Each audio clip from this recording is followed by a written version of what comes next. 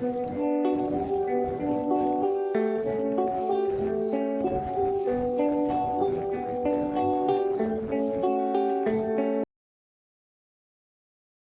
back. Today we're going to discuss one of the most important skills you can develop for mental performance, emotional control, and overall quality of life. How to train your mind to respond instead of react. Most people believe their reactions are simply part of who they are. They think anger, frustration, anxiety, or impulsive behavior are automatic and unavoidable. But neuroscience tells us something very different. The ability to pause, regulate your emotions, and choose your response is a trainable skill that can reshape the way your brain and nervous system operate. In this video, we'll explore the science behind emotional reactivity, why your brain is wired to react, and most importantly, practical tools that can help you create greater control, clarity, and resilience in everyday life. So, let's get started. Most people assume that the way they react to situations is simply part of their personality. They believe they are naturally impatient, naturally emotional, naturally calm, or naturally aggressive. But when we examine what neuroscience tells us about human behavior, we find something very different. What we call a reaction is often not a conscious choice at all. It is an automatic biological process that has been shaped by millions of years of evolution. Imagine that you're having a normal day, everything seems fine. Then suddenly someone criticizes you, sends an unpleasant message, ignores you, or says something that challenges your beliefs. Within moments, your body begins to change. Your heart rate increases, your muscles tighten, your breathing becomes shallower, your attention narrows toward the source of the perceived threat. All of this can happen before you've consciously evaluated what is actually taking place. This is because the brain is constantly monitoring the environment for anything that could potentially threaten your safety, status, relationships, or well-being. From an evolutionary perspective, reacting quickly was often more valuable than analyzing carefully. For most of human history, hesitation could be dangerous. The nervous system evolved to prioritize survival over accuracy. When a potential threat is detected, certain neural circuits become highly active. These circuits are designed to mobilize energy and prepare the body for action. The process is incredibly efficient. In many cases, the body begins responding before conscious awareness has fully caught up. This is why people often say things like, "I don't know why I reacted that way," or "I wasn't thinking." In a very real sense, they weren't. The automatic systems of the brain temporarily took priority over the systems responsible for deliberate reasoning. What's important to understand is that this mechanism is not a flaw. It is a feature. It exists because it helped our ancestors survive.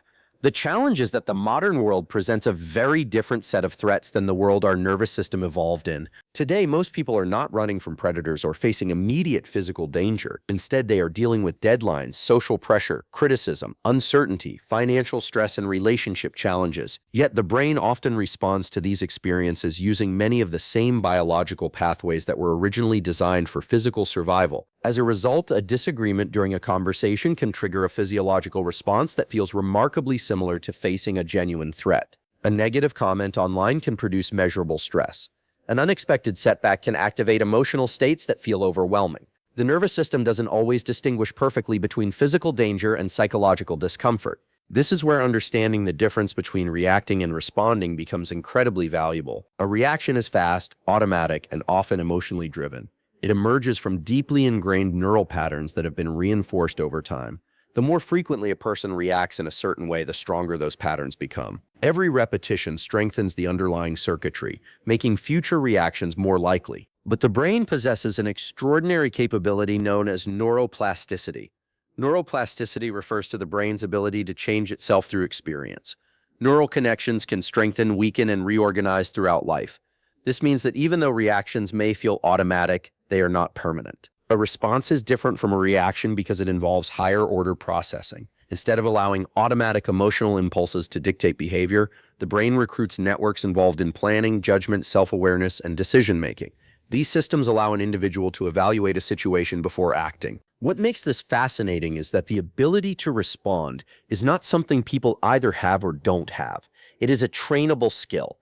Just like physical exercise strengthens muscles, deliberate mental training strengthens the neural pathways associated with self-regulation. Every time a person pauses before speaking, they are training this system. Every time they notice an emotional surge without immediately acting on it, they are training this system. Every time they choose curiosity instead of defensiveness, patience instead of impulsiveness, or understanding instead of anger, they are strengthening specific neural circuits that support thoughtful behavior. Initially, this process can feel difficult because the brain prefers familiar patterns.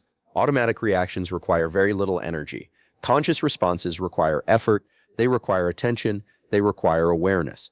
However, with consistent practice, the effort begins to decrease. The pathways associated with deliberate responding become more efficient. Over time, behaviors that once required significant self-control can become increasingly natural. This is one of the most empowering aspects of modern neuroscience. It shows that emotional regulation is not reserved for a select group of people. It is not determined solely by genetics or personality.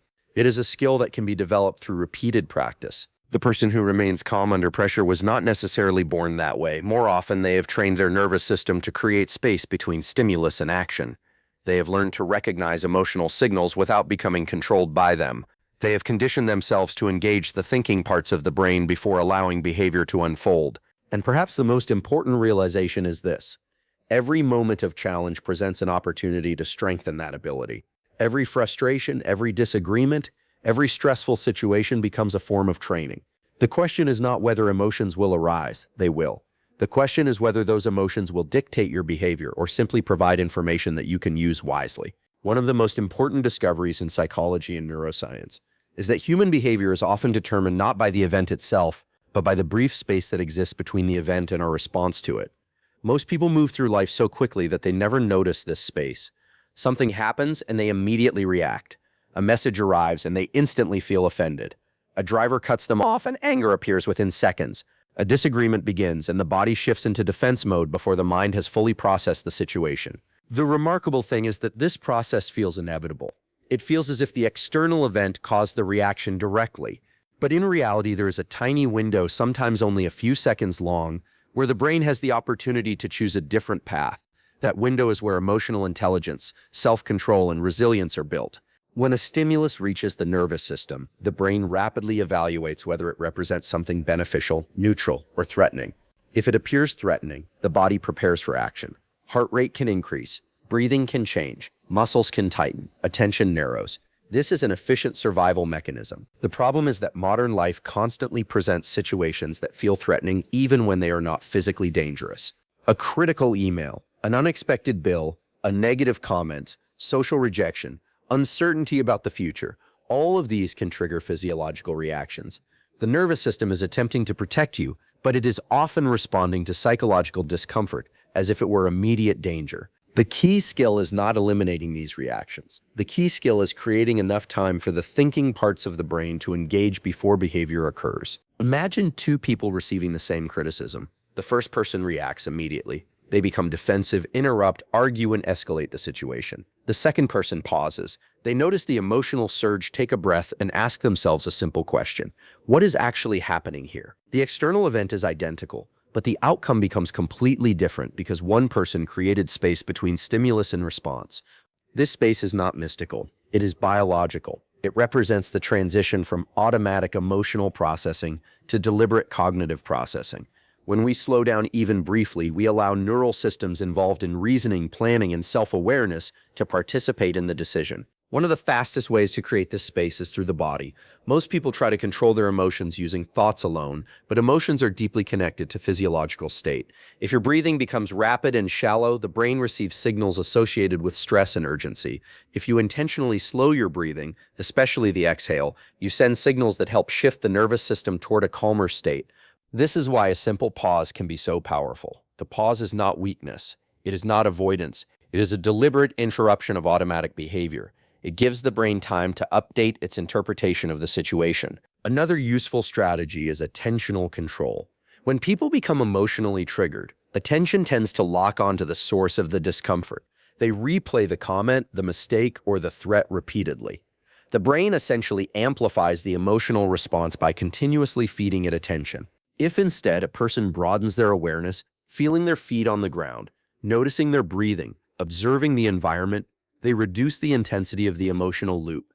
This creates additional room for deliberate thinking. The most effective leaders, athletes, and high performers often share this ability. Under pressure, they do not eliminate emotion. They manage the timing of their behavior. They feel the stress, but they do not immediately obey it. They create a buffer between feeling and acting. That buffer is where better decisions emerge. Consider a difficult conversation. The automatic reaction might be to interrupt, defend, or attack. A more deliberate response might involve listening for a few extra seconds, asking a clarifying question, or acknowledging the other person's perspective before expressing your own.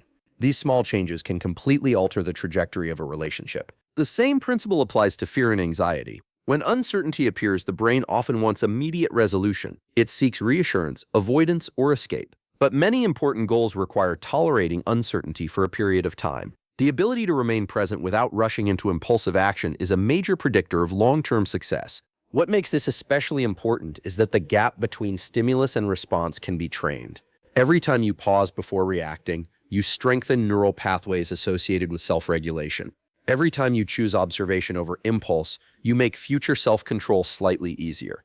The brain learns through repetition. At first, the gap may be very small. You may only notice the reaction after it has already begun. That is normal. With practice, awareness starts arriving earlier. You begin recognizing the tightening in your chest, the surge of anger, the rush of anxiety, or the urge to defend yourself before the behavior unfolds. And in that moment, you gain something incredibly valuable.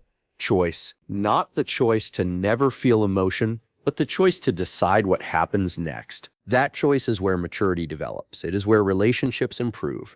It is where performance under pressure becomes possible. And it is where people stop being controlled by every external event and start becoming active participants in their own behavior. One of the most common misunderstandings about emotions is the belief that they are instructions. People often experience anger and assume they should act on it. They feel fear and assume they should retreat. They experience anxiety and assume something must be wrong. They feel frustration and immediately look for someone or something to blame. But when we examine emotions through the lens of neuroscience, a very different picture emerges. Emotions are not commands. They are information. They are signals generated by the nervous system to help you interpret your environment and adapt your behavior. The challenge is that many people never learn the difference between receiving a signal and obeying it. Think about physical pain for a moment. If you touch a hot surface, pain provides valuable information. It tells you that something requires attention, but pain itself is not the action. It is simply the message. You still need to decide what to do with that information. Emotions operate in a remarkably similar way. Anger often signals that a boundary feels threatened. Fear may signal uncertainty or perceived danger. Sadness can signal loss or unmet expectations. Anxiety often reflects the brain attempting to predict and prepare for uncertain outcomes. These emotional states evolved because they served important survival functions. They helped our ancestors navigate complex environments and respond to challenges. The problem arises when people stop viewing emotions as information and start treating them as directives. The moment that happens, behavior becomes reactive rather than deliberate. Consider anger. Anger itself is not inherently negative. In fact, anger can provide useful information. It can highlight situations where values have been violated, goals have been blocked, or important needs are not being met. But anger becomes destructive when individuals assume that because they feel anger, they must immediately express it. Many of the decisions people regret most occur when emotions become commands, harsh words spoken in frustration, impulsive actions taken during fear, poor decisions made under stress, relationships damaged because temporary emotions were treated as permanent truths. One of the most valuable skills a person can develop is learning to observe emotions without immediately identifying with them. Notice the difference between these two statements. I am angry. I am experiencing anger. At first glance, they may seem identical, but neurologically, they are very different. The first statement fuses identity with emotion. The second creates psychological distance. It recognizes that the emotion is a temporary experience moving through the nervous system rather than a permanent definition of who you are. This distinction matters because emotions are constantly changing. An emotion that feels overwhelming right now may be dramatically different 30 minutes later. A fear that feels convincing in the moment may appear irrational tomorrow. A frustration that seems unbearable today may become insignificant next week. Yet when people are emotionally activated, they often assume their current feelings represent objective reality. The brain narrows its focus during emotional states. Attention becomes biased toward information that confirms the emotion. Someone who feels anxious notices potential threats. Someone who feels angry notices offenses and injustices. Someone who feels discouraged notices obstacles rather than opportunities. This does not mean the emotion is wrong. It simply means the emotion is incomplete. The emotional system is designed to provide rapid assessments, not perfect assessments. That is why emotional awareness must be paired with cognitive evaluation. When an emotion arises, one of the most useful questions you can ask, what information is this emotion trying to provide? Not, how do I get rid of this feeling? Not, why am I like this? But rather, what is this signal attempting to tell me? This shifts the relationship from resistance to curiosity. Curiosity changes everything. The moment you become curious about an emotion, you stop fighting it and start learning from it. For example, anxiety may reveal that you're entering a situation that matters deeply to you. Fear before a presentation often reflects the importance of performing well. Nervousness before a major opportunity may indicate that growth is occurring outside your comfort zone. Likewise, frustration may reveal a mismatch between expectations and reality. Disappointment may highlight goals that require adjustment. Even sadness can provide valuable information about relationships, values, and experiences that hold meaning. The key is recognizing that emotions are data points, not final verdicts. One of the reasons mindfulness training has become so effective in performance psychology is that it teaches individuals to observe internal experiences without immediately reacting to them. Rather than suppressing emotions or becoming consumed by them, people learn to notice them with a degree of objectivity. This process strengthens self-awareness, and self-awareness creates flexibility. Without awareness, emotions drive behavior automatically. With awareness, emotions become sources of information that can guide intelligent action. The highest performing individuals are not those who never experience strong emotions. In many cases, they experience emotions just as intensely as everyone else. The difference is that they have developed the ability to separate feeling from action. They understand that fear does not necessarily mean stop. Anger does not necessarily mean attack. Anxiety does not necessarily mean avoid. And sadness does not necessarily mean weakness. Instead, each emotion becomes part of a larger information system, helping them navigate complex situations. The nervous system is constantly gathering data from both the external world and the internal world. Emotions are one way that data is communicated. Ignoring emotions completely is unwise. Obeying them blindly is equally problematic. The goal is to listen without surrendering control, to acknowledge emotions without becoming defined by them, to learn from them without becoming trapped by them. Because the moment you understand that emotions are signals rather than commands, you begin shifting from a life driven by impulse to a life guided by awareness. And that shift fundamentally changes how you think, how you perform under pressure, and how effectively you navigate the challenges of everyday life. Many people look at calm individuals and assume they were born that way. They see someone remain composed during conflict, pressure, uncertainty, or adversity, and conclude that emotional stability must be a personality trait. They assume that some people are naturally patient while others are naturally reactive. But when we examine how the nervous system functions, a different reality emerges. Calmness is not something people simply possess. It is something they repeatedly practice until it becomes part of how they operate. The brain is constantly adapting to whatever it experiences most often. This is one of the fundamental principles of neuroplasticity. Neural pathways that are used repeatedly become stronger and more efficient. Pathways that are neglected gradually weaken. In practical terms, this means that every reaction, every habit, every thought pattern is teaching the brain what to do in the future. If a person consistently responds to stress with panic, frustration, or impulsive behavior, the nervous system becomes increasingly efficient at producing those responses. Over time, those reactions begin to feel automatic. They become the default setting. But the opposite is also true. When a person repeatedly practices emotional regulation, patience, and deliberate thinking under pressure, the neural circuits responsible for those behaviors become stronger. What once required conscious effort gradually becomes more natural. This is why calmness should be viewed as a skill rather than a personality characteristic. Like any skill, it develops through repetition. One of the most powerful examples of this comes from attention training. Most people underestimate the importance of attention in emotional regulation. They think emotions happen to them independent of where their focus is directed.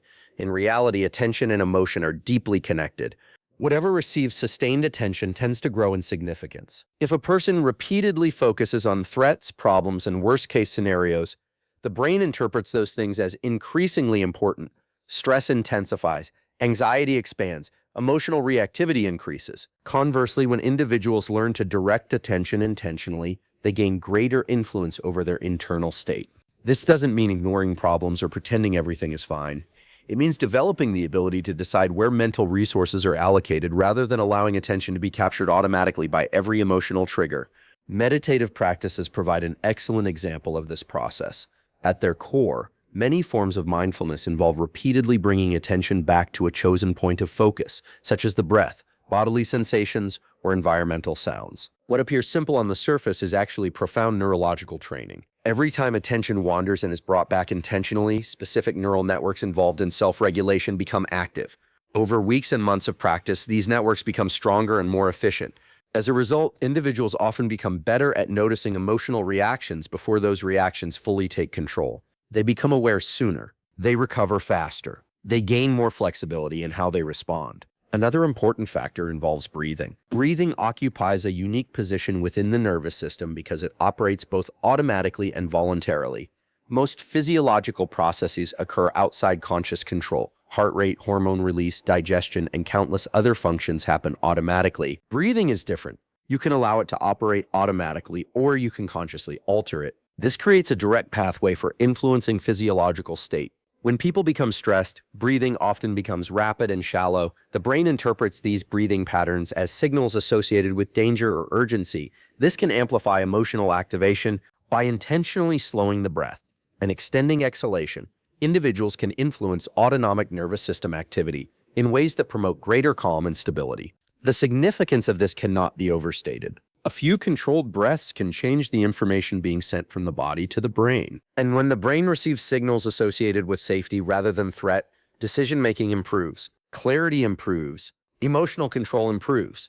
This is one reason elite performers often rely on breathing techniques during high-pressure situations. They understand that physiology influences psychology. Another powerful practice involves cognitive reframing. Most people assume their interpretation of an event is the only possible interpretation, but the brain is constantly constructing meaning from incomplete information. Two people can experience the exact same situation and walk away with entirely different emotional responses. One sees failure, the other sees feedback. One sees rejection, the other sees redirection. One sees an obstacle, the other sees training. The external circumstances remain identical, yet the emotional outcome changes because the interpretation changes. This ability to reframe experiences does not mean denying reality.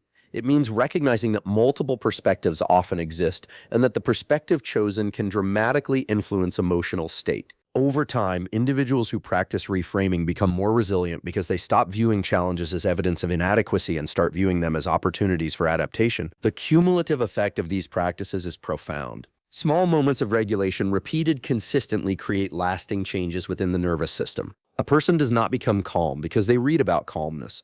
They become calm because they repeatedly practice regulating attention, regulating breathing, observing emotions, and choosing deliberate responses. Eventually, these actions stop feeling like techniques and start feeling like part of who they are. The nervous system learns. The brain adapts. New patterns emerge. This is why emotional control is not reserved for a select group of people. It is not dependent on extraordinary genetics or unique personality traits. It is the result of repeated engagement with behaviors that strengthen self-regulation. Every moment of stress becomes an opportunity to train. Every difficult conversation becomes an opportunity to train. Every setback becomes an opportunity to train. The goal is not perfection. The goal is progress. There will always be moments of frustration, fear, uncertainty, and emotional intensity. Those experiences are part of being human. The objective is not to eliminate them, but to develop the capacity to navigate them skillfully. And the encouraging reality is that the nervous system responds to consistent practice. The more often you train calmness, the more accessible it becomes. What initially feels difficult gradually becomes familiar. What once required immense effort becomes increasingly automatic. Over time, the brain begins to treat calmness not as an exception, but as the default response. And that is when emotional regulation stops being something you do and starts becoming part of how you live. If there's one idea I want you to take away from this discussion, it's this. You can not always control what happens around you, but you can train yourself to control what happens next. Every moment of stress, frustration, uncertainty, or challenge presents an opportunity to strengthen the neural circuits responsible for self-control, emotional regulation, and deliberate action. The more often you practice responding instead of reacting, the stronger those circuits become. Over time, what once felt difficult becomes natural. What once triggered you loses its power, and what once controlled your behavior becomes something you can observe, understand, and navigate with confidence. Thank you for investing your time and attention in this conversation. If you found it valuable, consider sharing it with someone who might benefit from it as well. Thanks for watching, and I'll see you in the next one.